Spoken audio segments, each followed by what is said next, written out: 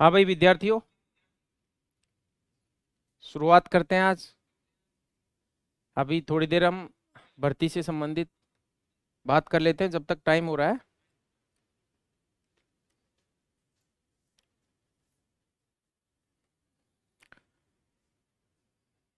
विद्यार्थियों, पशुधन सहायक यानी एलएसए, ये भर्ती 2016 से परीक्षा के रूप में इसकी शुरुआत हुई है। 2016 में एग्जाम लगी है, 2018 की भर्ती में एग्जाम लगी है। उससे पहले ये परसेंटेज बेस पे ये भर्ती होती थी।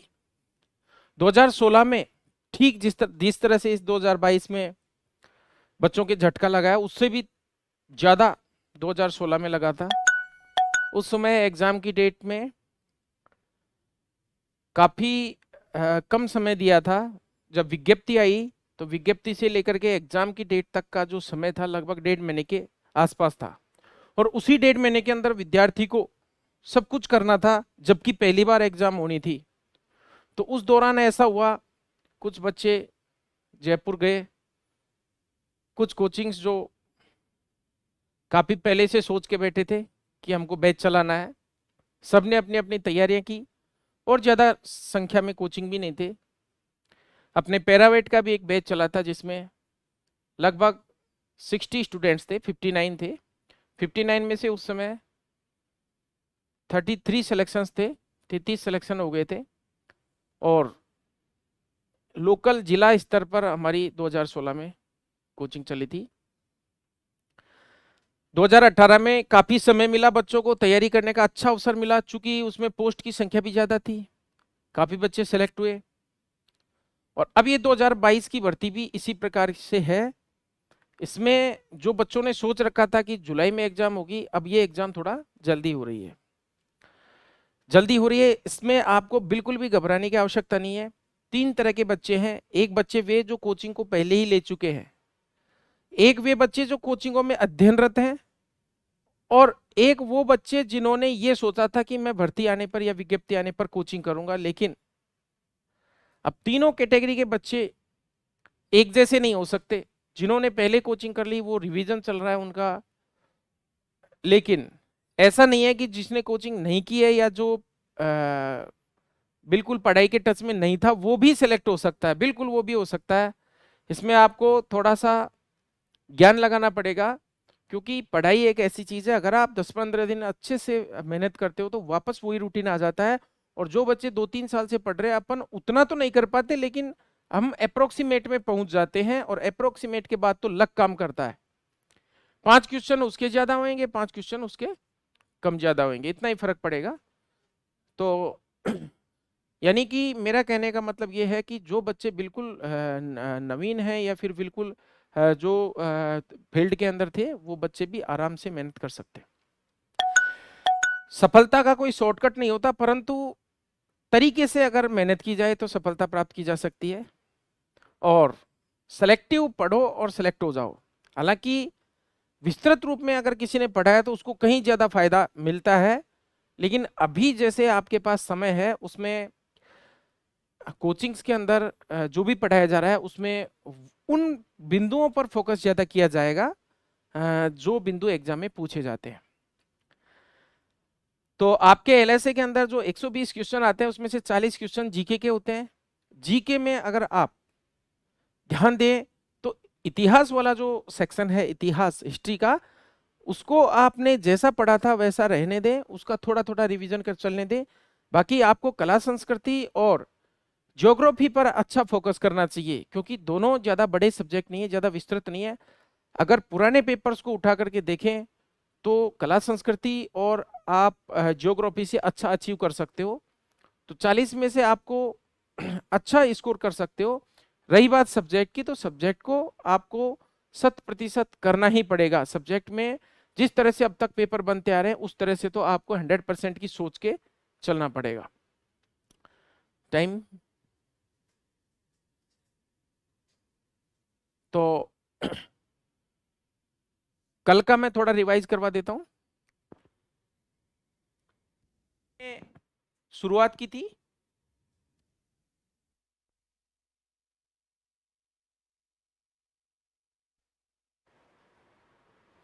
विद्यार्थियों, कल हमने पढ़ा था सेल और शुरुआत हमने की थी एनाटॉमी से, एनाटॉमी एंड फिजियोलॉजी से, एनाटॉमी एंड फिजियोलॉजी से। तो बात करते हैं एनाटॉमी, शरीर की संरचनाओं का अध्ययन क्या कहलाता है? एनाटॉमी कहलाता है। और संरचनाओं का अध्ययन हम काट करके करते हैं, इसीलिए एना यानी अपार्ट और टॉमी मतलब काट, काट करके शरीर की संरचनाओं का अध्ययन करना एनाटॉमी कहलाता है। जब हम पशुओं के शरीर, डोमेस्टिक एनिमल्स, पशुओं के शरीर की संरचना का काट करके अध्ययन करते हैं, अंगों का अध्ययन करते हैं, जैसे हृदय की संरचना, यकृत की संरचना, शरीर के विभिन्न भागों की संरचना का अध्ययन करते हैं, तो उसे हम कहते हैं एनाटॉमी। और इन अंगों की जब हम कार्य कैसे करते हैं, इनकी फंक्शन पढ़ते हैं इनके, तो उसको हम बोलते हैं फिजियोलॉजी यानी कारिकी। तो यानी शारीरिकी एवं कारिकी सब्जेक्ट का नाम है। अब हमने कुछ बेसिक स्टडीज पढ़ी थी इसमें, एनाटॉमी और फिजियोलॉजी के अंदर कुछ अध्ययन थे, जैसे शरीर के विभिन्न अंगों का अध्ययन और शरीर की विभिन्न संरचनाओं का अध्ययन क्या क्या कहलाता है, मैं एक बार फिर से बता रहा हूँ।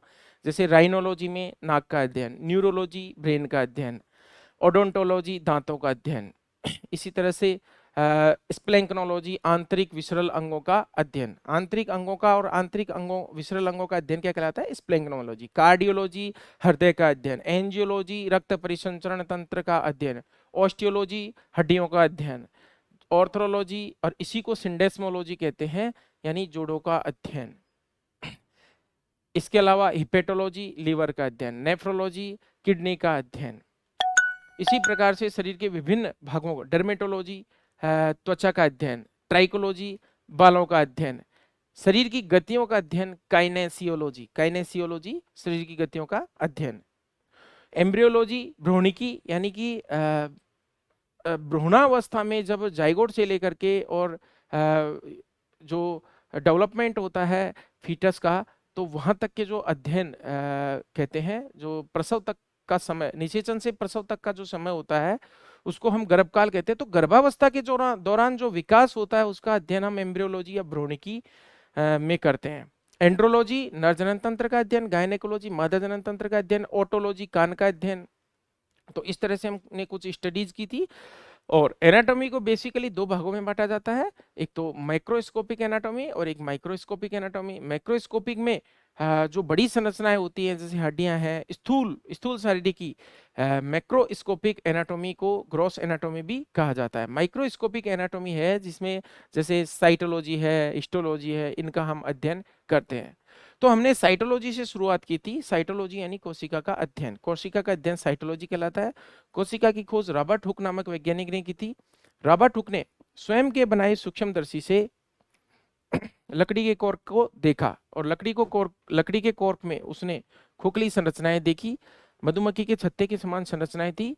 ये संरचनाएं एक तरह से पादप कोशिकाओं की कोशिका भित्ति थी, क्योंकि उनका जीव द्रव्य सूख चुका था।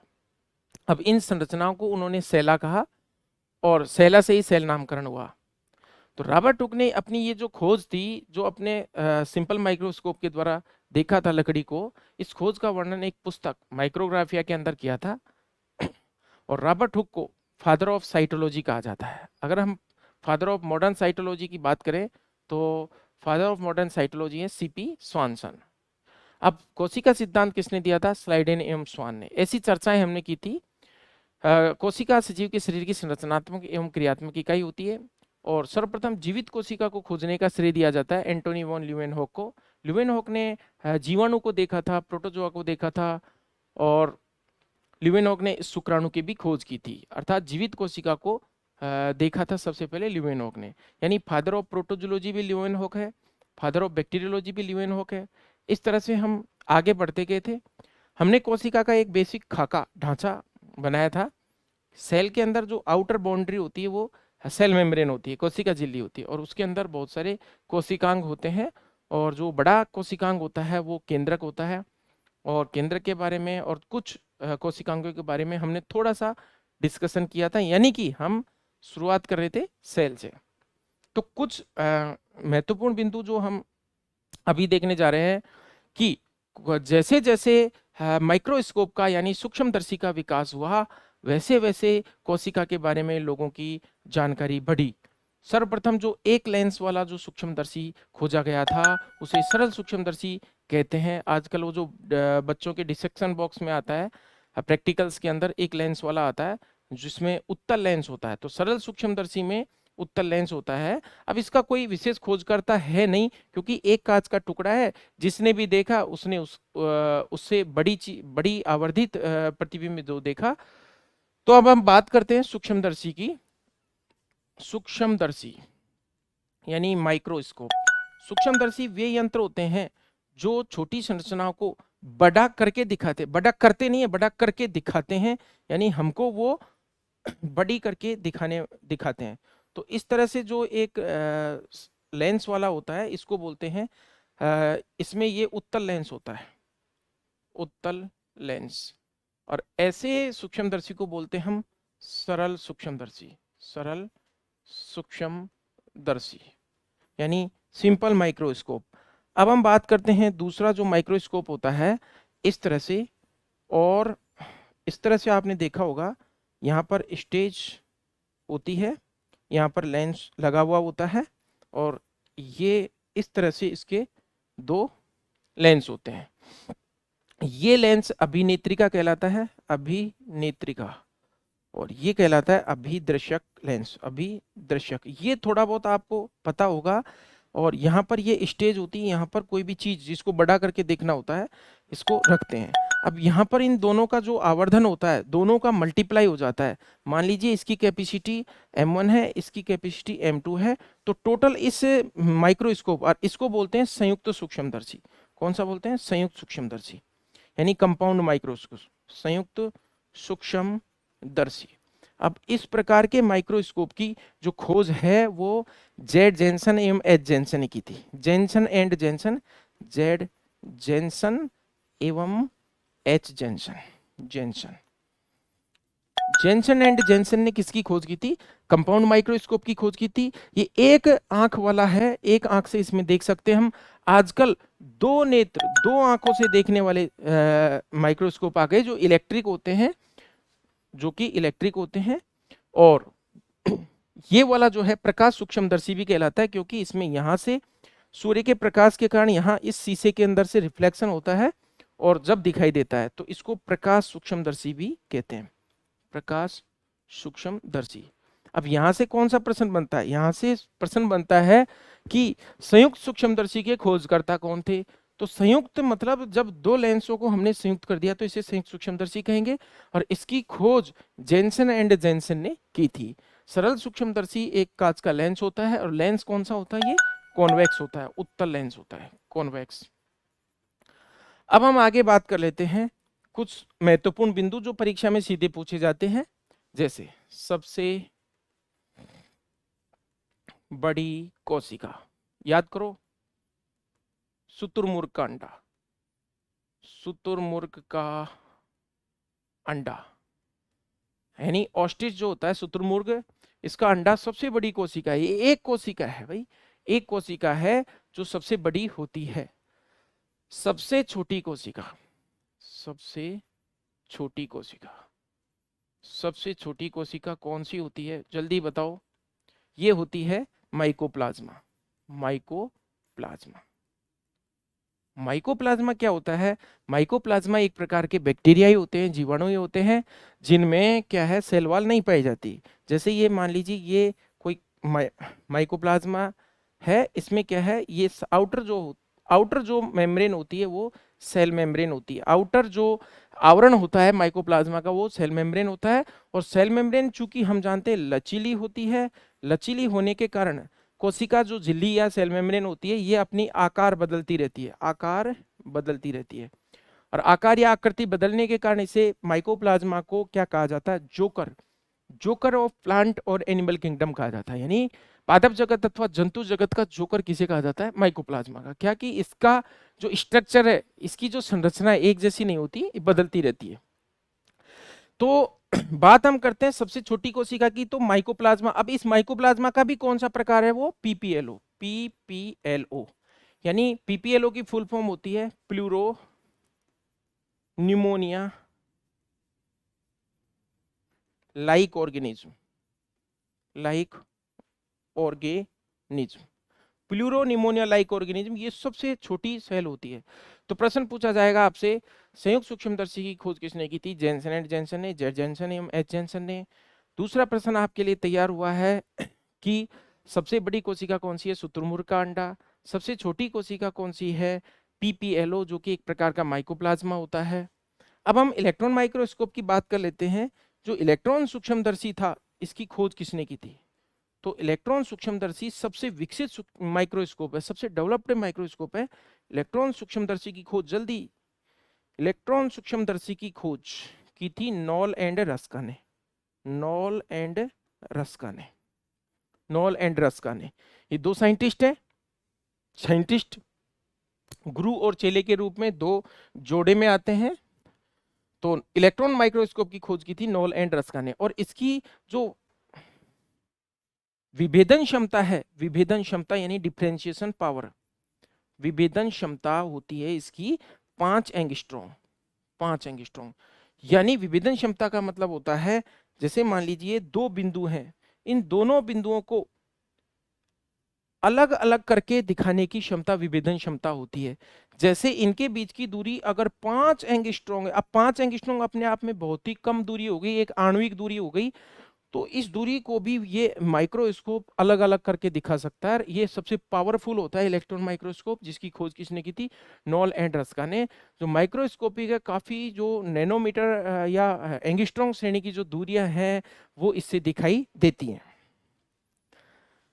तो देखिए ये 2 से 5 लाख गुना, 5 लाख गुना जो है इसकी आवर्धन क्षमता होती है। आवर्धन क्षमता, आवर्धन क्षमता यानी ये 2 से 5 लाख गुना करके किसी भी चीज को बढ़ा करके बताता है।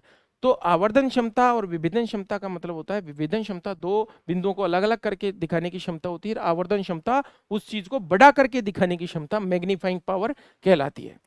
अब हम सेल की बात करते हैं, कोशिका की बात करते हैं। तो सेल हम पढ़ेंगे, जैसा कि मैंने कल बताया था आपको, इस तरह से हमने स्ट्रक्चर बनाई। जो ये बाहरी आवरण है, ये है कोशिका झिल्ली, कोशिका झिल्ली, सेल मेम्ब्रेन। और इसके अंदर ये जो है, ये क्या है? न्यूक्लियस यानी केंद्रक, इसको बोलते हैं हम केंद्रक। इस तरह से हमने बनाया था। ये माइटोकॉन्ड्रिया भी बनाया था, यहाँ पर हमने ईआर भी बनाई थी। ईआर भी दो तरह की बताई थी। तो अब हम एक एक करके कोशिकांग पढ़ेंगे, एक एक करके कोशिकांग पढ़ेंगे। सभी कोशिकांगों को हम इस तरह से एक एक पढ़ेंगे। तो सबसे पहले हम सेल मेम्ब्रेन पढ़ते हैं, कोशिका झिल्ली पढ़ते हैं। आज का शुरुआत होता है यहाँ से, आज की पढ़ाई सेल मेम्ब्रेन। पहले हम पढ़ते हैं कोशिका झिल्ली, कोशिका झिल्ली यानी सेल मेम्ब्रेन।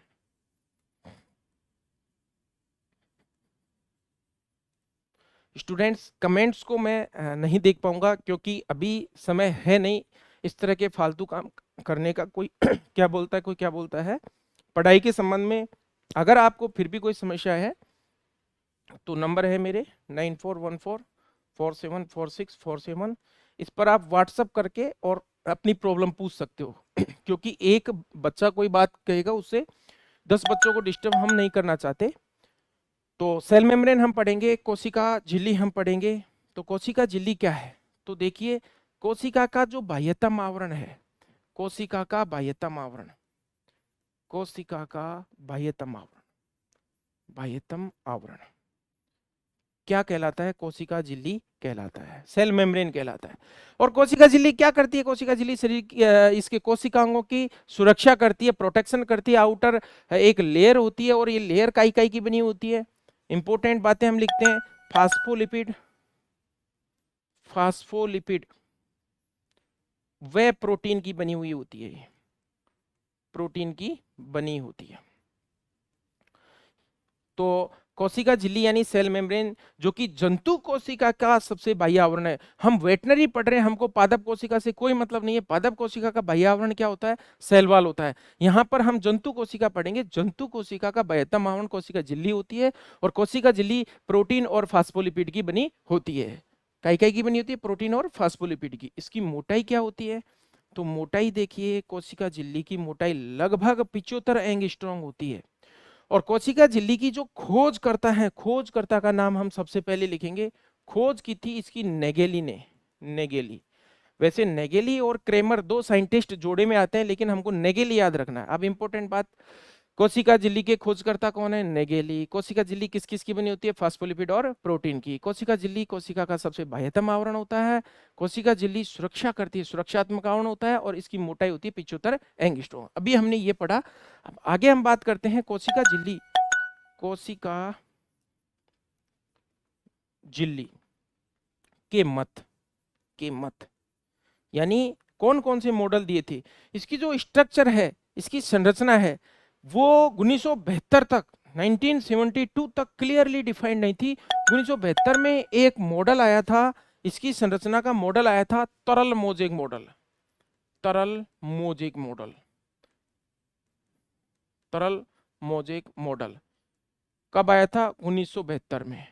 और ये किसने दिया था? सिंगर व निकोलसन ने।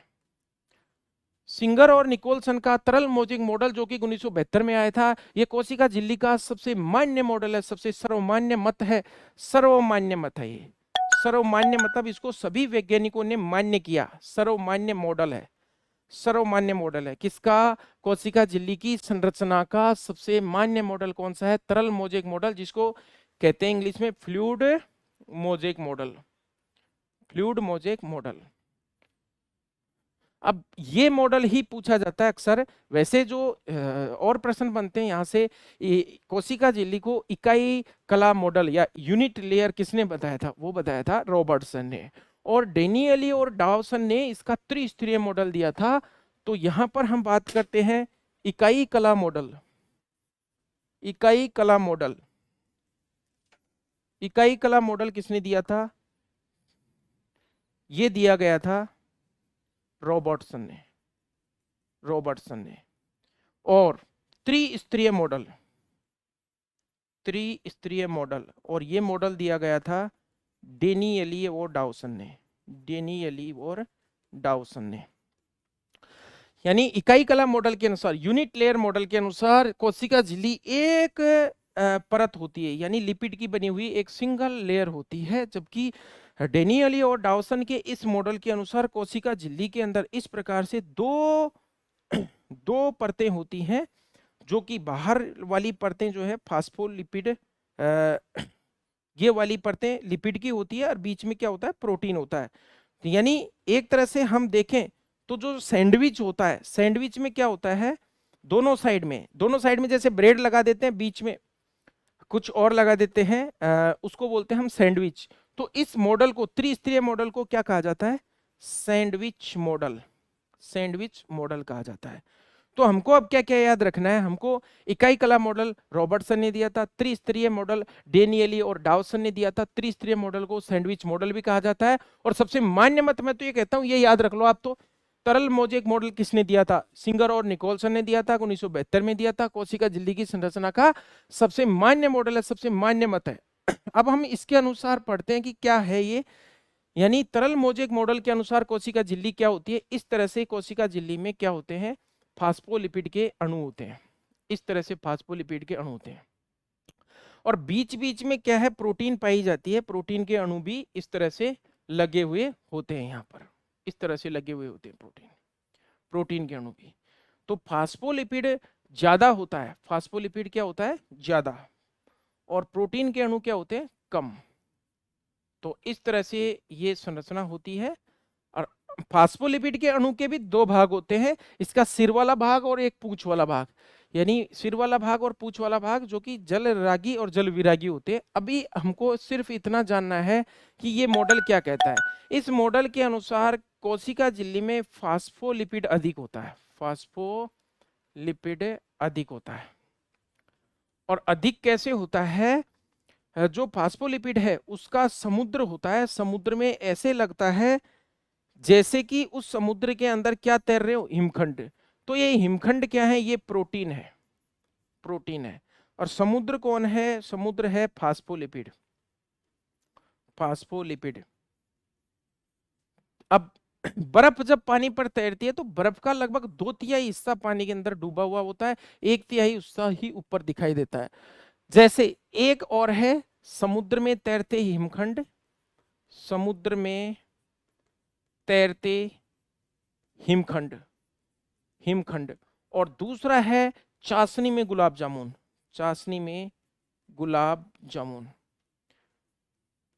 तो देखिए चाशनी में इस तरह से गुलाब जामुन जो होता है जब तैरता है तो थोड़ा सा हिस्सा उसका बाहर निकला हुआ होता है, बाकी चाशनी के अंदर डूबा हुआ होता है। तो ये जो प्रोटीन है, ये प्रोटीन को हमने गुलाब जामुन माना है और चाशनी को हमने फास्फोलिपिड माना है। तो इस तरह की ये संरचना है। अब इसमें से जो प्रश्न पूछा जाए इस तरह से बन सकता है कि समुद्र में तैरते हिमखंड, जिसमें बर्फ क्या है, हिमखंड क्या है, प्रोटीन है। और प्रोटीन भी दो प्रकार के होते हैं। ऐसे प्रोटीन जो बाहर पाए जाते हैं उनको एक्सट्रिंसिक प्रोटीन कहते हैं, एक्सट्रिंसिक प्रोटीन कहते हैं। और जो अंदर की तरफ पाए जाते हैं उनको कहते हैं इंट्रिंसिक प्रोटीन, इंट्रिंसिक प्रोटीन। कोशिका झिल्ली इस प्रकार है, इसकी हम आवर्धित संरचना पढ़े तो इस प्रकार हम इसको पढ़ सकते हैं। अभी हम इसमें डिस्कस कर लेते हैं कि कोशिका झिल्ली के क्या क्या कार्य। हमने इसकी संरचना पढ़ ली, इसके मत पढ़ ली, इसके सिद्धांत पढ़ ली, इसकी खोज पढ़ ली, इसकी मोटाई पढ़ ली। अब हम पढ़ लेते हैं कोशिका झिल्ली के क्या क्या कार्य है। तो कार्य में सबसे पहले कोशिकांगों की क्या करती है, सुरक्षा। सबसे बाह्यतम आवरण होता है, फास्फोलिपिड और प्रोटीन का बना हुआ होता है। और एक रोग और होता है, आरबीसी की कोशिका झिल्ली के फट जाने से, आरबीसी की कोशिका झिल्ली जब फट जाती है तो आरबीसी के अंदर हीमोग्लोबिन होता है, वो हीमोग्लोबिन बाहर निकल जाता है। हीमोग्लोबिन के बाहर निकलने से हीमोग्लोबिन यूरिया हो जाता है, यानी जो पीपीएच रोग हो जाता है वो फास्फोरस की कमी से होता है। हमको पता है फास्फोरस, फास्फोरस क्या बनाता है, फास्फोलिपिड बनाता है, फास्फोलिपिड का एक घटक होता है। और फास्फोरस से बनेगा फास्फोलिपिड और फास्फोलिपिड से बनेगी सेल मेम्ब्रेन। अब जब फास्फोरस कमी हो जाएगी तो फास्फोलिपिड पूरी तरह से नहीं बन पाएगा, सेल मेम्ब्रेन क्या हो जाएगी, रप्चर हो जाएगी, टूट जाएगी। और आरबीसी क्योंकि एक इस प्रकार की कणिका होती है जो रक्त के अंदर घूमती है, अब उसकी झिल्ली फट गई तो उसका हीमोग्लोबिन बाहर निकल आएगा। बात करते हैं हम इसके कार्य की। तो देखिए कोशिका झिल्ली या सेल मेम्ब्रेन, कोशिका झिल्ली क्या क्या करती है, कोशिका झिल्ली क्या क्या करती है और क्या क्या इसकी स्ट्रक्चर होती है। तो सबसे पहले हम बात करें कोशिका झिल्ली की सतह पर इस प्रकार से देखिए अंगुली नुमा संरचनाएं बनती हैं। इनको कहते हैं हम माइक्रोविलाई, इनको कहते हैं हम माइक्रोविलाई। और ये माइक्रोविलाई किस में सहायक है, ये अवशोषण में सहायक है। काय में सहायक है, अवशोषण में सहायक, सहायक है, अवशोषण में सहायक है। माइक्रोविलाई कोशिका झिल्ली के ऊपर इस प्रकार से अंगुली नुमा संरचनाओं में होती है जो कि अवशोषण में सहायक होती है। कोशिका झिल्ली का जो दूसरा कार्य है वो है एंडोसाइटोसिस, एंडोसाइटोसिस।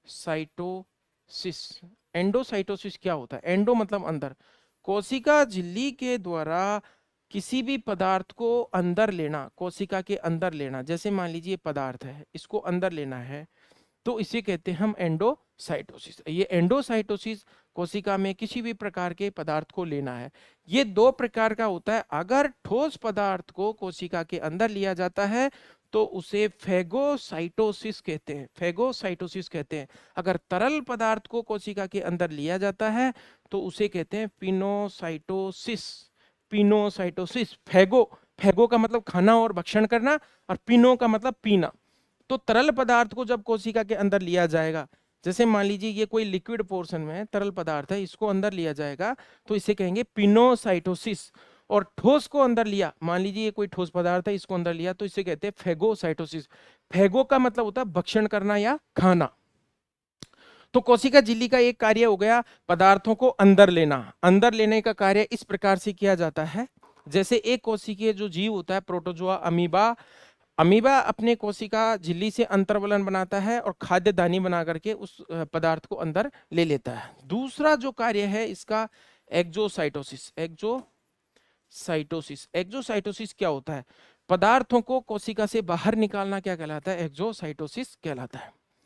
तो पदार्थों को कोशिका से बाहर निकालना, पदार्थों को कोशिका से बाहर निकालना, बाहर निकालना। एग्जिट, एक्स एक्स एक्स कहीं भी लग जाए, एक्स मतलब बाहर निकालना, छोड़ना। एक्स एक्स एक्स का मतलब आप समझते होंगे। एक्सोसाइटोसिस, एग्जिट, एग्जिट मतलब बाहर निकालना, यानी कोशिका के अंदर से कोई भी पदार्थ बाहर निकाला तो उसको कहते हैं एक्सोसाइटोसिस, और कोशिका के अंदर कोई पदार्थ लिया तो उसको कहते हैं एंडोसाइटोसिस। अब प्रश्न ये भी पूछा जा सकता है कि कोशिका के अंदर कितना % भाग कोशिका झिल्ली का प्रोटीन का बना होता है। तो कोशिका झिल्ली का 50% भाग प्रोटीन का बना होता है, प्रोटीन का बना होता है। कितना %? 50% पोर्शन किसका बना होता है? प्रोटीन का बना होता है। तो हमने सेल मेम्ब्रेन के बारे में कुछ इंपॉर्टेंट पॉइंट्स पढ़े। अब हम इसको वापस से रिवाइज करते हैं कोशिका झिल्ली को। देखिए, कोशिका का सबसे बाह्य आवरण, सबसे बाह्यतम आवरण जो कि जंतु कोशिका का होता है, उसे कोशिका झिल्ली कहते हैं। कोशिका झिल्ली कोशिकाओं की सुरक्षा करती है। नेगेली ने खोज की थी इसकी, 75 एंगस्ट्रॉम इसकी मोटाई होती है। फास्फोलिपिड और प्रोटीन की ये बनी होती है। रॉबर्टसन ने इकाई कला मॉडल दिया था। त्रिस्तरीय मॉडल डेनियली और डॉसन ने दिया था। सबसे फेमस और सबसे मान्य मॉडल तरल मोजेक मॉडल दिया था सिंगर और निकोलसन ने 1972 में, जिसके अनुसार कोशिका के अंदर फास्फोलिपिड और प्रोटीन पाया जाता है। फास्फोलिपिड ज्यादा मात्रा में पाया जाता है, प्रोटीन कम मात्रा में पाया जाता है। प्रोटीन और फास्फोलिपिड का इस प्रकार से बैलेंस होता है, प्रोटीन के अणु मोटे होते हैं, बाहर वाली जो प्रोटीन होती है वो एक्सट्रिंसिक, अंदर वाली इंट्रिंसिक। और कोशिका झिल्ली इन प्रोटीन्स की सहायता से एक काम और करती है, चयनात्मक पारगम्यता, यानी सेलेक्टिवली परमेबिलिटी। तो कोशिका झिल्ली का एक कार्य और होता है चयनात्मक पारगम्यता। चयनात्मक पारगम्यता का मतलब होता है चयन करके कोशिका किसी भी चीज को सिलेक्ट करके अंदर आने देती है और चयन करके ही बाहर जाने देती है, और ये चयन प्रोटीन्स की मदद से होता है। तो कोशिका चयनात्मक पारगम्यता की तरह कार्य करती है। कोशिका झिल्ली एंडोसाइटोसिस करती है, एक्सोसाइटोसिस करती है। एंडोसाइटोसिस का अंदर का मतलब कोशिका के अंदर पदार्थों को लेना। दो तरह के पदार्थ ले सकती है, एक ठोस और एक द्रव। ठोस को लेना फेगोसाइटोसिस, तरल को लेना पिनोसाइटोसिस, और बाहर निकालना एक्सोसाइटोसिस। तो देखिए, हमने सेल मेम्ब्रेन पढ़ा। सेल मेम्ब्रेन के बाद हम पढ़ते हैं अगला अंतःप्रदवी जालिका या ER। इसको थोड़ा हम सिस्टमेटिक पढ़ लेते हैं। अंतःप्रदवी जालिका की खोज की थी पोर्टर ने। किसने की थी? पोर्टर। तो ER की खोज की थी पोर्टर ने। और कोशिका में देखिए कहाँ होता है, ये कोशिका और ये कोशिका का केंद्रक हमने बनाया, और केंद्रक की झिल्ली से लेकर के और कोशिका की झिल्ली, ये तो है सेल मेम्ब्रेन CM, और यह है न्यूक्लियर मेम्ब्रेन NM। केंद्रक की झिल्ली और ये कोशिका की झिल्ली। केंद्रक की झिल्ली से कोशिका की झिल्ली तक फैला हुआ एक झिल्लियों का तंत्र होता है या नलिकाओं का सिस्टम होता है, जिसे क्या कहते हैं? जिसे ER कहते हैं। तो हम इसे ER कह रहे हैं, जो ये अंदर है ये इसे ER कह रहे हैं। ER की फुल फॉर्म क्या होती है? Endoplasmic reticulum.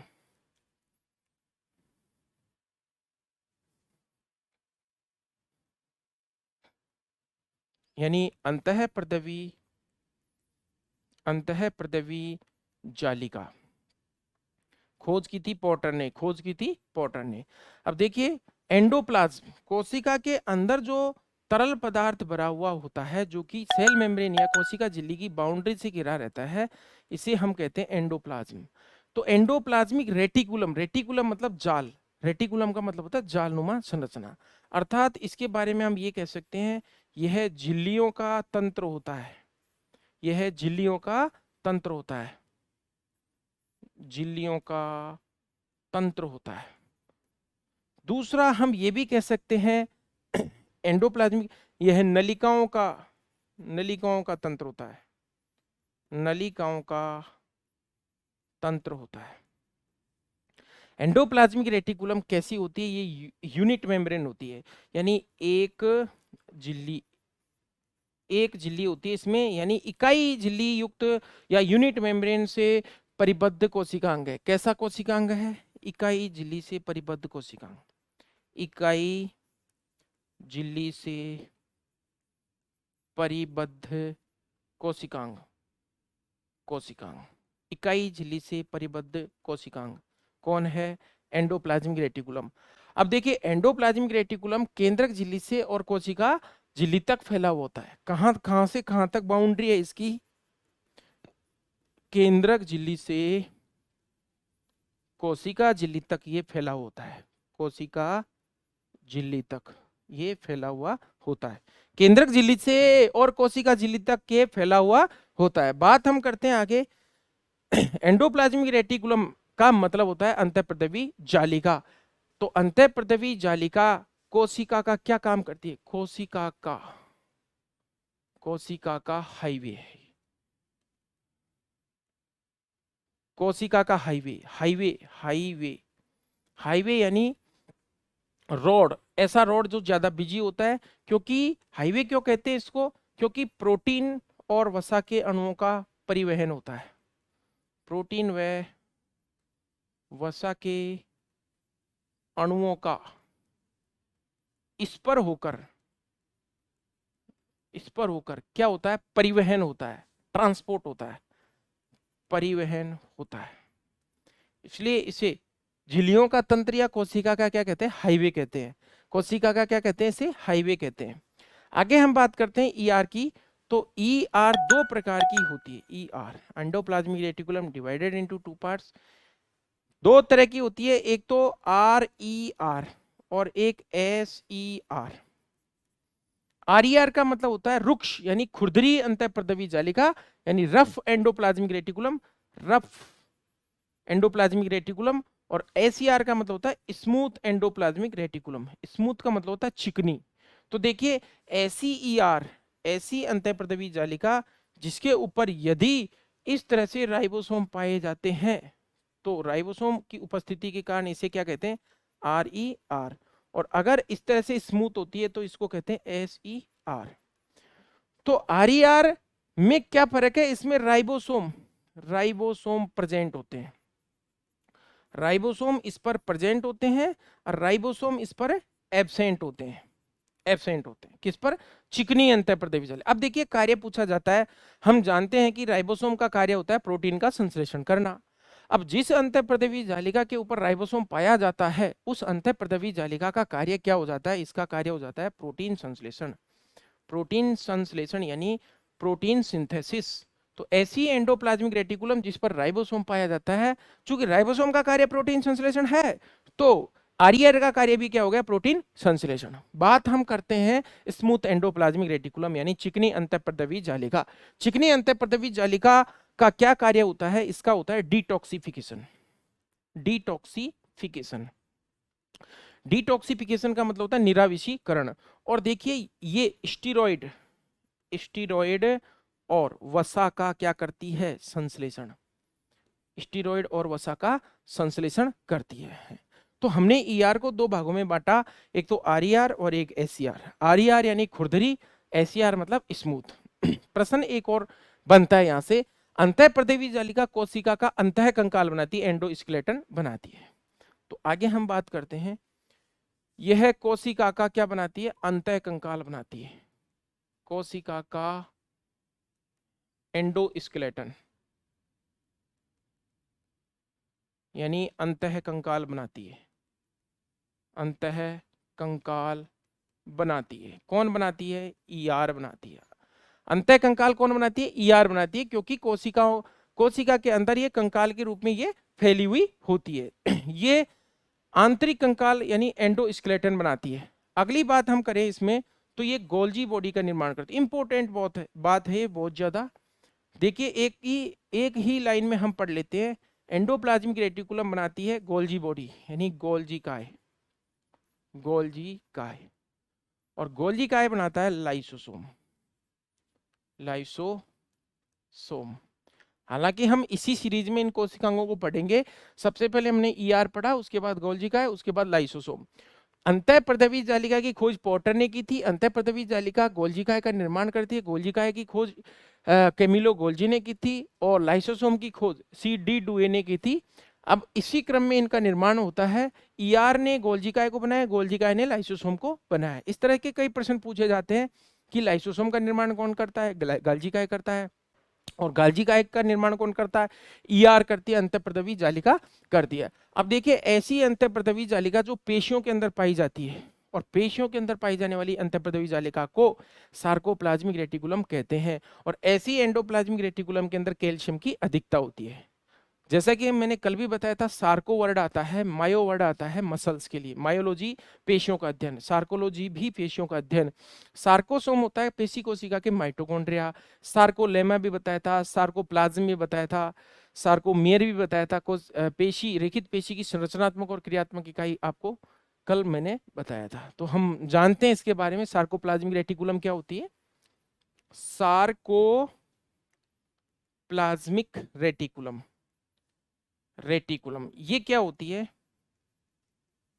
पेशी, पेशी की ईआर, पेशी की ईआर या पेशी कोशिका की ईआर को क्या कहते हैं हम, सार्कोप्लाज्मिक। सार्को वर्ड काय के लिए आता है, पेशी के लिए आता है। पेशी की कोशिका की जो ईआर होती है उसको हम क्या बोलते हैं, सार्कोप्लाज्मिक रेटिकुलम कहते हैं। अब जो ईआर के ऊपर ये लगा रहता है, जैसे ये ईआर है, ईआर के ऊपर क्या लगा रहता है, राइबोसोम। तो राइबोसोम हमको पता है दो इकाइयों से मिलकर बना होता है, एक बड़ी, एक छोटी इकाई होती है, एक बड़ी इकाई होती है। बड़ी इकाई और ईआर, ये तो है ईआर मान लो, और ये है राइबोसोम।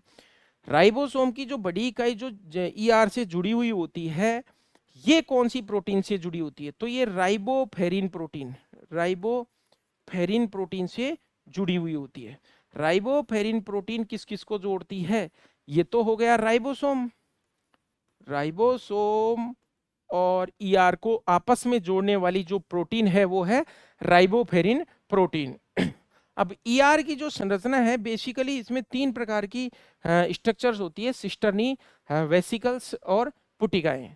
तो सिस्टर्नी क्या होती है, ईआर के अंदर तीन तरह की संरचनाएं पाई जाती हैं। एक तो सिस्टर्नी, और एक पाई जाती है वेसिकल्स। वेसिकल्स, वेसिकल्स का मतलब वो है पुटिकाएं, और तीसरी होती है नलिकाएं, नलिकाएं। अब देखिए किस प्रकार से होती है तीनों, कोई ज्यादा टफ चीज नहीं है ये। प्रश्न भी कम ही पूछा जाता है, इसमें से ये पूछा जा सकता है कि ई आर के अंदर जो ई आर की संरचना होती है वो किस किस से मिलकर बनी होती है। तो इसमें तीन प्रकार की चीज, तीन प्रकार की संरचनाएं होती है। इस तरह से समानांतर जो नलिकाएं होती हैं इनको कहते हैं सिस्टर्नी। ये गड्डी के रूप में होती है, जैसे नोटों की गड्डी होती है, इस तरह से सिस्टर्नी होती है। वेसिकल्स जो होती है इस प्रकार की होती है, और नलिकाएं मतलब ट्यूब्यूल्स, इस तरह से शाखित रूप में नलिकाएं इसमें पाई जाती है। शाखित रूप में इस तरह से नलिकाएं पाई जाती है। तो ईआर की जो संरचना है वो ये तीन संरचना, तीन प्रकार की घटकों से मिलकर बनी हुई होती है, और ये जाल बनाते हैं सिस्टर्नी, वेसिकल्स और नलिकाएं। नलिकाएं, नलिकाएं जो होती है ये ट्यूब्यूल्स, इनके अंदर, नलिकाओं के अंदर ये तरल पदार्थ जाता है, इसलिए ई आर को क्या है, ई आर को क्या कहते हैं, कोशिका का हाईवे कहते हैं, क्योंकि प्रोटीन और वसा के अणुओं का परिवहन करती। तो हमने ये क्या पढ़ी, ई आर। वापस से आपको रिवाइज करवाता हूँ।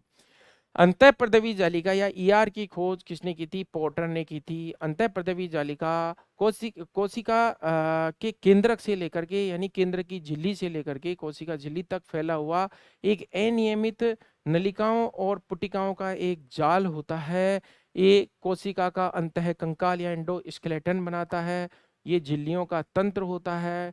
ये कोशिका का हाईवे होता है। ये दो प्रकार का होता है, आरईआर और एसईआर। आरईआर के ऊपर राइबोसोम पाए जाते हैं। राइबोसोम राइबोफेरिन प्रोटीन से जुड़े हुए होते हैं। राइबोसोम का कार्य प्रोटीन संश्लेषण होता है, अतः ईआर का, ऐसी ईआर जिस पर राइबोसोम पाए जाते हैं उसका कार्य भी प्रोटीन संश्लेषण का होता है। बात एसईआर की करते हैं, स्मूथ एंडोप्लाज्मिक रेटिकुलम यानी चिकनी अंतःप्रदवी जालिका। चिकनी अंतःप्रदवी जालिका के ऊपर कोई राइबोसोम नहीं पाया जाता।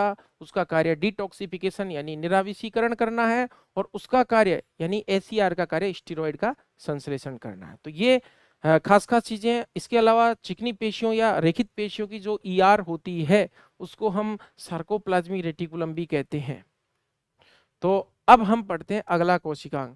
क्योंकि हमने देखा ईआर ने बनाया गोल्जी बॉडी को, और गोल्जी बॉडी ने बनाया लाइसोसोम को। अब हम अध्ययन कर लेते हैं, अगला कोशिकांग है गोल्जी काय। तो तीसरा कोशिकांग हम पढ़ने जा रहे हैं गोल्जी काय। गोल्जी काय, गोल्जी काय या गोल्जी बॉडी। देखिए गोल्जी बॉडी, सबसे पहले हम खोज की बात करते हैं।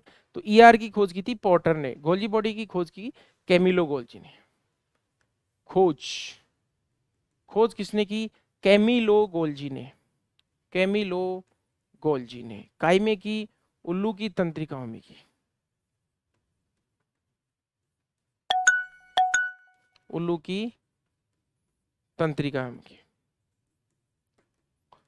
अब बात करते हैं गोल्जी का है, तो देखिए इस प्रकार से कोशिका है। कोशिका के अंदर ये केंद्रक है, केंद्रक में केंद्रक झिल्ली से और कोशिका झिल्ली तक फैला हुआ ये ईआर है। अब हम ये जानते हैं ये झिल्लियों का तंत्र होता है, नलिकाओं का जाल होता है, कोशिका का अंतः कंकाल बनाता है। तो यहाँ पर ईआर ने किसका निर्माण किया था? ईआर ने इस गोल्जी बॉडी को बनाया था।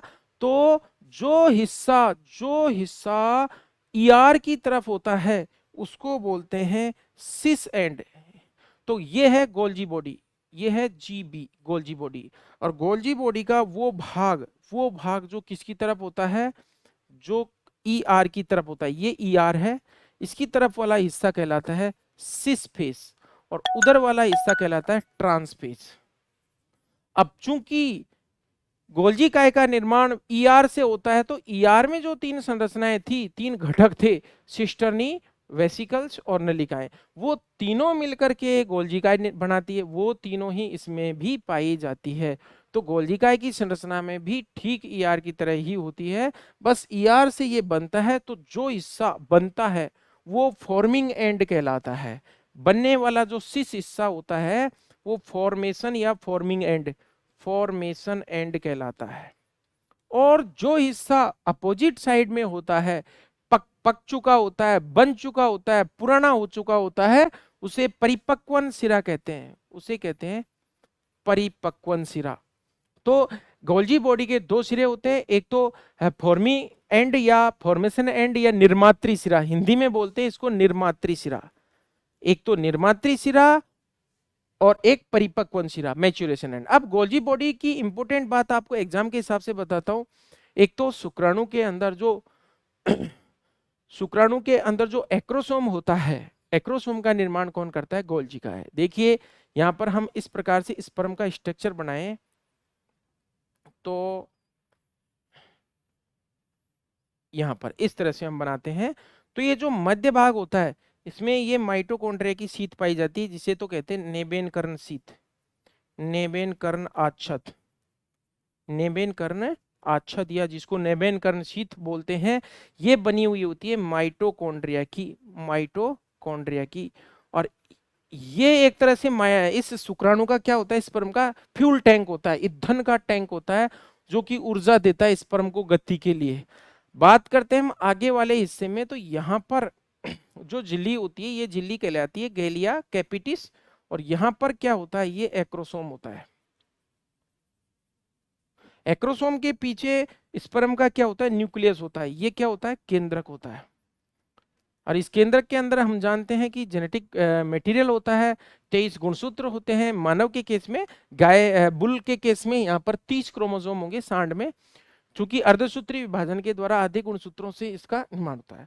और देखिए ये होती है पूंछ, हालांकि पूंछ बड़ी होती है, यहाँ पर हमने ज्यादा लंबी नहीं बनाई। तो शुक्राणु में भी प्रश्न जो एग्जाम में पूछे जाते हैं स्पर्म के, ये पूछे जाते हैं कि शुक्राणु के एक्रोसोम का निर्माण किस कोशिकांग से होता है? तो ये एक्रोसोम बनता है गोल्जी बॉडी से। किससे बनता है? गोल्जी काय से। गोल्जी काय एक्रोसोम बनाता है। ये है केंद्रक और ये है माइटोकॉन्ड्रिया से बना। अब यहाँ पर जो है प्रोक्सिमल सेंट्रियोल और डिस्टल सेंट्रियोल पाया जाता है, जो कि पूंछ का निर्माण करता है। अब प्रश्न बनता है शुक्राणु को ऊर्जा कौन सी शर्करा देती है? ऊर्जा देती है फ्रक्टोज शर्करा। शुक्राणु को गति शरीर शुक्राणु का कौन सा भाग देता है? तो शुक्राणु की पूंछ शुक्राणु को गति देती है। शुक्राणु की पूंछ का निर्माण सेंट्रियोल से होता है। तो बात कर रहे थे हम गोल्जी काय की, तो गोल्जी काय को हम डिटेल में और पढ़ते हैं। कैमिलो गोल्जी ने इसकी खोज की थी उल्लू की तंत्रिका कोशिकाओं में। और गोल्जी काय का निर्माण ईआर के द्वारा होता है, अंतःप्रदेवी जालिका से होता है। और ये द्विध्रुवीय कोशिकांग है। इसके दो ध्रुव होते हैं, एक तो जो ईआर की तरफ होता है वो होता है निर्मात्री शिरा। निर्मात्री शिरा मतलब यहाँ से बनता है, और जो अपोजिट साइड में होता है वो होता है परिपक्वन शिरा। तो ये निर्मात्री शिरा और ये परिपक्वन शिरा। अब हम गोल्जी काय के बारे में और डिटेल से हम पढ़ लेते हैं। तो इसे इसे कोशिका का द्विध्रुवीय कोशिकांग कहते हैं, द्विध्रुवीय कोशिकांग। द्विध्रुवीय कोशिकांग का मतलब होता है bipolar, bipolar cell organelle. Bipolar, bipolar मतलब एक सिरा दो, इसके दो ध्रुव कौन कौन से होते हैं? एक सिरा होता है निर्मात्री सिरा जो कि ER की तरफ होता है, दूसरा सिरा होता है परिपक्वन सिरा, परिपक्वन सिरा जो कि अपोजिट में होता है। तो ये क्या है? द्विध्रुवीय कोशिकांग है। दूसरी इंपॉर्टेंट बात जो अभी हमने डायग्राम के अंदर पढ़ी है, गोल्जी का है शुक्राणु के एक्रोसोम का निर्माण करता है, एक्रोसोम का निर्माण करता है। गोल्जी काय शुक्राणु का एक्रोसोम बनाता है। गोल्जी काय पीतक जनन का कार्य करता है। अंडे के अंदर, अंडाणु के अंदर पीतक या योग का निर्माण भी यही करता है, और पीतक निर्माण की क्रिया को कहते हैं वाइटिलोजेनेसिस। तो अंडाणु के पीतक निर्माण की क्रिया, अंडाणु में पीतक, पीतक का मतलब होता है योग, योग यानी पीतक। तो पीतक निर्माण की क्रिया,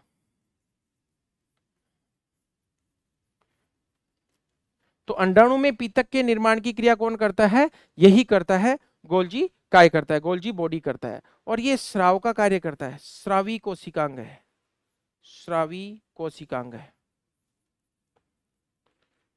यानी सिक्रेटरी सेल ऑर्गेनेल है, जो कि किसमें ज्यादा पाया जाता है? ग्रंथिल कोशिकाओं में ज्यादा पाया जाता है, ग्रंथिल कोशिकाओं में अधिक पाया जाता है। ये इंपॉर्टेंट प्रश्न है, ग्रंथिल कोशिकाओं में अधिक पाया जाता है।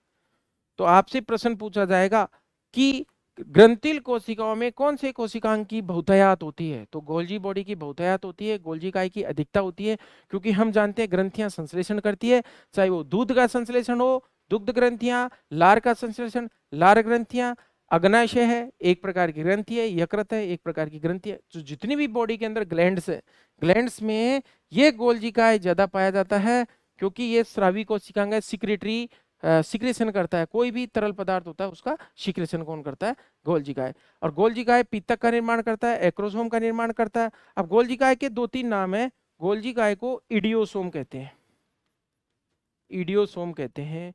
गोल्जी काय को बेकर्स बॉडी कहते हैं, बेकर्स बॉडी कहते हैं। गोल्जी काय को डाल्टन कॉम्प्लेक्स भी कहते हैं, डाल्टन कॉम्प्लेक्स, डाल्टन कॉम्प्लेक्स भी कहते हैं। तो गोल्जी काय जो होता है, गोल्जी काय जो होता है, गोल्जी काय एक कोशिकांग है, इसके अन्य नाम है हालांकि, लेकिन अगर मान लीजिए आपको याद नहीं होता है तो इतनी गंभीर बात नहीं है। सिंपल क्वेश्चन जैसे कोशिका का स्रावी कोशिकांग कौन सा है, शुक्राणु के एक्रोसोम का निर्माण कौन करता है, द्विध्रुवीय कोशिकांग कौन सा है, पीतक का निर्माण कोशिका में, या कौन सा कोशिकांग पीतक का निर्माण करता है, या इसको घुमा करके इस तरह से पूछ लिया जाए कि अंडाणु कोशिका या अंडाणु के अंदर कौन सा कोशिकांग ज्यादा सक्रिय होता है जो किसका निर्माण करता है? पीतक का निर्माण करता है। अब गोल्जी काय को क्या कहते हैं? कोशिका का पुलिसमैन कहते हैं, ट्रैफिक पुलिसमैन कहते हैं, क्योंकि गोल्जी काय प्रोटीन के अणुओं की छटनी का काम करता है, छटाई। जैसे ट्रैफिक पुलिस वाला कहता है बजा करके सीटी इधर इधर, तो इस तरह से ये प्रोटीन के अणुओं की क्या करता है? छटाई करता है। गोल्जी काय प्रोटीन के अणुओं की छटाई यानी छंटनी करता है, इसलिए इसे क्या कहते हैं? इसे कोशिका का ट्रैफिक पुलिसमैन कहते हैं, कोशिका का ट्रैफिक पुलिसमैन, ट्रैफिक पुलिसमैन। तो कोशिका का ट्रैफिक पुलिसमैन कौन होता है? Golgi body. और गोल्जी बॉडी क्या करता है? प्रोटीन के अणुओं की क्या करता है? छटाई करता है, छटनी का काम करता है। अब गोल्जी बॉडी जो है कहां नहीं पाया जाता? प्रोकैरियोटिक कोशिकाओं में, प्रोकैरियोटिक कोशिकाओं में अनुपस्थित होता है, प्रोकैरियोटिक कोशिकाओं में एब्सेंट होता है। कौन? गोल्जी काय। क्योंकि प्रोकैरियोटिक कोशिका में जो अल्प विकसित कोशिकाएं हैं, इनमें गोल्जी काय का कोई कार्य ही नहीं है, इनमें गोल्जी काय कोई काम नहीं करता, इसलिए प्रोकैरियोटिक कोशिकाओं में ये एब्सेंट होता है। आरबीसी में भी ये एब्सेंट होता है, आरबीसी में भी एब्सेंट होता है। तो आरबीसी हुई, प्रोकैरियोटिक कोशिका हुई, इनके अंदर कई कोशिकांग अनुपस्थित होते हैं। जैसे हम बात करें आरबीसी के अंदर ER एब्सेंट, अंतःप्रदवी जालिका भी एब्सेंट, प्रोकैरियोटिक कोशिका में अंतःप्रदवी जालिका भी एब्सेंट। दूसरा हमने कोशिकांग पढ़ा गाल्जिकाए, गाल्जिकाए दोनों में, अंतःप्रदवी जालिका दोनों में और गोल्जिकाए भी दोनों में एब्सेंट होता है, यानी प्रोकैरियोटिक कोशिका में अनुपस्थित और आरबीसी के अंदर भी अनुपस्थित होता है। तो इस तरह से हमने पढ़ा गोल्जिकाए। गोल्जिकाए के बाद हम अगला कोशिकांग पढ़ेंगे लाइसोसोम। तो लाइसोसोम क्या होता है? लाइसोसोम की खोज की थी डी डुवे ने। लाइसोसोम, लाइसोसोम, लाइसोसोम की खोज की गई थी डी डुवे ने, डी डुवे ने। और कहां पर की थी? चूहे की यकृत कोशिकाओं में, चूहे की यकृत कोशिकाओं में, चूहे की यकृत कोशिकाओं में। अब देखिए जो लाइसोसोम है ये कैसा है? इकाई झिल्ली से परिबद्ध कोशिकांग है, इकाई झिल्ली से घिरा हुआ कोशिकांग है। और इसके अंदर क्या भरे रहते हैं? जल अपघटनी एंजाइम भरे रहते हैं, जल अपघटनी एंजाइम भरे होते हैं, यानी कि हाइड्रोलाइटिक एंजाइम्स भरे होते हैं। इस प्रकार से थैलीनुमा संरचना, इसके अंदर बहुत सारे जल अपघटनी एंजाइम भरे हुए हैं, इकाई झिल्ली यानी यूनिट मेम्ब्रेन इसमें है। तो हम इसको कैसे याद रखें? ये इकाई झिल्ली जब फट जाती है तो इसके अंदर भरे हुए जो एंजाइम है वो कोशिका के अंदर बाहर निकल जाते हैं। इसलिए लाइसोसोम को कोशिका की आत्मघाती थैलियां, कोशिका की आत्मघाती थैलियां कहते हैं, आत्मघाती थैलियां यानी सुसाइडल बैग्स ऑफ सेल्स। आत्मघाती थैलियां किसे कहते हैं? कोशिका की, लाइसोसोम को।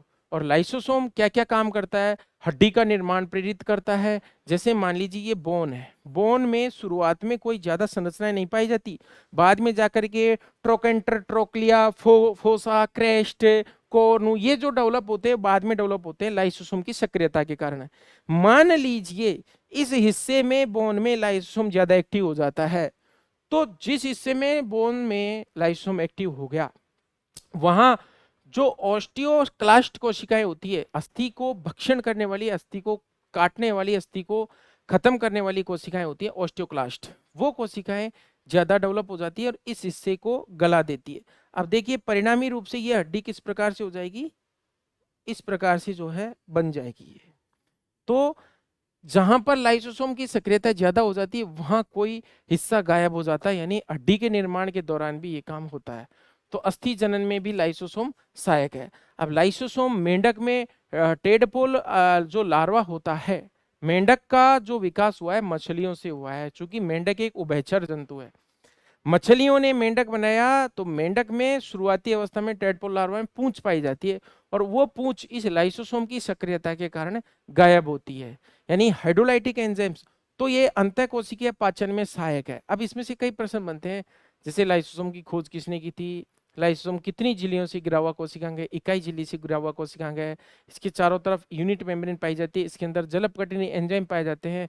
जल अपघटनी एंजाइम यानी हाइड्रोलाइटिक एंजाइम पाचन, अंतःकोशिकीय पाचन यानी इंट्रासेलुलर डाइजेशन का काम करते हैं।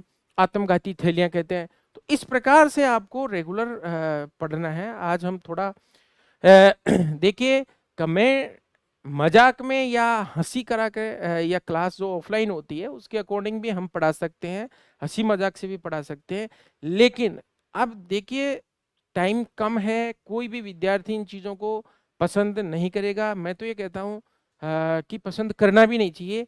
अगर ऑनलाइन में इतने जो स्टूडेंट्स बैठे होते हैं अपना समय सब जगह से निकाल करके, तो अगर कोई टीचर पढ़ा रहा है तो मैं तो सभी टीचर्स जो राजस्थान में पढ़ा रहे हैं, मान लो किसी की एग्जाम बिल्कुल नज़दीक हो, तो मैं तो उससे यही कहूँगा या निवेदन करूँगा कि जब भी कोई ऐसी क्लास हो उसमें ये आ जा, दीपक आ जा, सुरेश आ जा, ये आ जा, वो आ जा, शेयर करो, ये करो, ये करो। क्या होता है ये शेयर करो?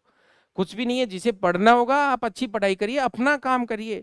दूसरा सामने वाला जो सब समझदार है, सब समझते हैं, तो आप अपना ज्ञान दीजिए डिजिटल पैनल पर, तो बच्चे अपने आप पढ़ेंगे जिसको पढ़ना है, जिसको नहीं पढ़ना है। हाँ, एक थ्योरी और पनपनी हमारे पशुधन सहायक के अंदर एक विशेष थ्योरी पनपी है इन दिनों में, कि कई जो महान देवता हैं उनको क्वेश्चंस का भी पता होता है, वो उनके अंदर कोई ऐसा विशेष शक्ति होती है जिससे वो सारे प्रश्नों को बता देते हैं कि ये नहीं आएगा, ये टफ है, ये सिंपल है। तो मेरे हिसाब से एक कंपटीटर जो होता है वास्तव में अच्छा एक जो प्रतियोगी परीक्षार्थी होता है उसको इन चीजों पर गौर करके अपनी दक्षता को कम नहीं करना चाहिए, अपने को आना चाहिए, हर चीज आनी चाहिए, ये बेस्ट है। अब हमारी क्या क्या मजबूरियां हैं, आप कितना पढ़ सकते हो, आपके पास कौन सी जॉब है, आपको सिर्फ और सिर्फ पढ़ने का काम है, तो मेरे हिसाब से एक अच्छा प्रतियोगी, क्योंकि जो पशुधन सहायक की या एलएसए की जो एग्जाम होती है वो प्योरली नॉलेज बेस्ड होती है। पिछले बार के क्वेश्चंस में आपको याद दिलाऊं, जैसे क्वेश्चन आया था प्रियोन पार्टिकल्स वाला, क्वेश्चन आया था आपके गुणसूत्र पर ऐसा स्थान जहां पर जीन्स पाई जाती हैं उन उसको क्या कहते हैं, लोकस कहते हैं। तो ये ज्यादातर प्रश्न नॉलेज बेस है, जितना आप पढ़ सको, अच्छा पढ़ सको। मैं तो ये कहता हूँ कम पढ़ो लेकिन कंफ्यूज मत हो। जितना आप जिसको आएगा वो उतना ही ज्यादा सही करेगा, जितना अच्छे से आएगा वो उतना ही ज्यादा सही करेगा, उतना ही उसके क्वेश्चन ज्यादा बैठेंगे। यहाँ पर कोई मैथमेटिकल कोई वो नहीं है, कोई इस तरह का अवकलन समाकलन या गणित का कोई मैटर नहीं है, या फिर आपको टाइम की भी कोई बंदिश नहीं है। अगर आपको आता है तो आप बेहतरीन तरीके से कर पाएंगे। तो कम से कम इन चीजों को दिमाग में से निकालो और अपनी जो ऊर्जा है उसको एक प्रॉपर तरीके से झोंक दो इसके अंदर, और जितना आपको अच्छा कवर हो सके कवर करो। ऐसा कुछ भी नहीं है, आपको परिणाम बताएंगे लोगों के जो भी आते हैं। हम किसी के बारे में भी कुछ नहीं कह सकते, हम तो अपनी बात करते हैं। हमारे जो परिणाम है, क्लास में बैठे हुए विद्यार्थी हैं उनकी हम फोटो खींचते हैं और उनको बाद में दिखाते हैं, ये देखिए ये बच्चा, ये बैठा, ये बैठा, ये सिलेक्ट हो गया। तो ये चीजें होती है, वास्तविकता में इस और कोई नहीं जा रहा। हाँ, आपके दिमाग पर वजन नहीं पड़े, जोर नहीं आए दिमाग को, ऐसा काम करो स्मूथ वे में चलता रहे, कोई चुभती हुई बात नहीं कह दे कि तेरे को ये नहीं आता। All is well, all is well चलता रहे और आपकी पढ़ाई और फिर परिणाम आपके सामने हो जाएगा। कोई ज्यादा टाइम नहीं है। इसलिए क्या है, मान लीजिए कि मेरा आपको अगर बुरा लग रहा है ऐसा कहना, तो वास्तविकता है, हकीकत है। आप बाद में जीवन भर पछताने के बजाय अभी से उसी हिसाब से आप पढ़िए, अच्छे से पढ़िए, थोड़ा और इसको हल्का सा विस्तार दे करके पढ़िए, क्योंकि प्रश्न और पेपर किसी ने नहीं देखा है क्या बन सकता है। हो सकता है आपके साथ धोखा हो जाए, हो सकता है पिछली बार जो 2 बार सिंपल आ गए तो इस बार कुछ और थोड़ा सा लेवल बढ़ जाए। तो आज के लिए इतना ही, धन्यवाद।